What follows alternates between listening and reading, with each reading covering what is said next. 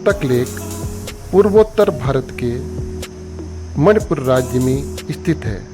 यह मणिपुर की राजधानी इम्फाल से लगभग 50 किलोमीटर दूरी पर स्थित है।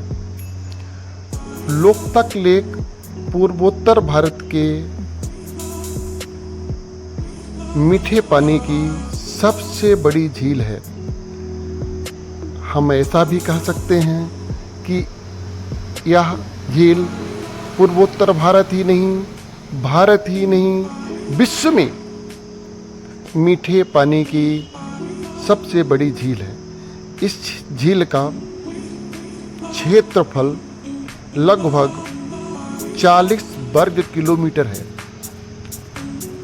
इस 40 वर्ग किलोमीटर के क्षेत्र में लगभग 55 गांव इस झील के किनारे बसे हैं। इस झील का सौंदर्य बड़ा ही मनमोहक है। यह झील अपनी जैव विविधता के लिए जानी जाती है।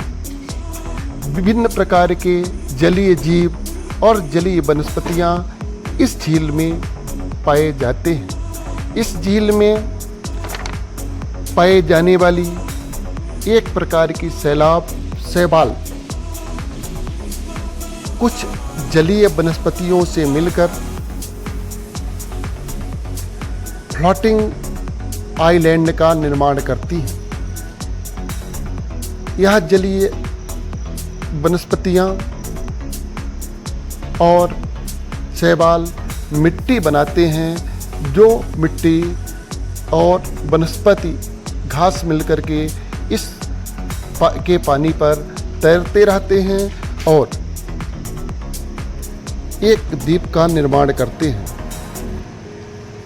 ऐसे फ्लोटिंग द्वीप को कुंदा कहा जाता है।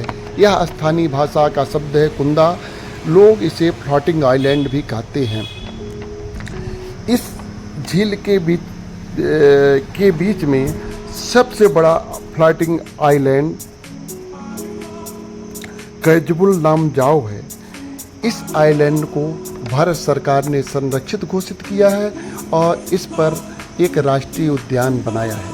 इस राष्ट्रीय उद्यान में विश्व में विलुप्त प्राय जाति का संगई हिरण पाया जाता है और अथवा इस संगई हिरण को यहाँ संरक्षित किया गया है।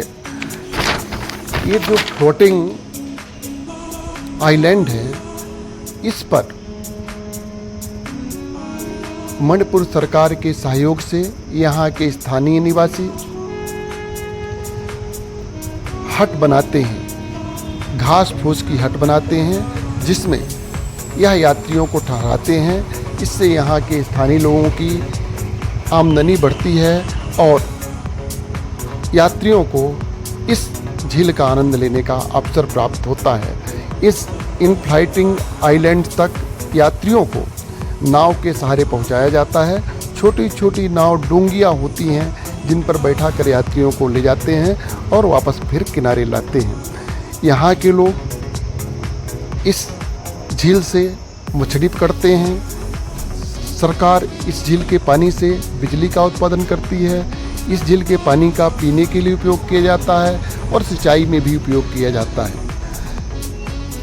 कमल की कई प्रजातियां इस झील में पाई जाती हैं, जिसे तोड़ने के लिए सुबह यहाँ की लोकल महिलाएं डोंगियां लेकर के आ जाती हैं और कमल तोड़ करके बाज़ारों में बेचती है।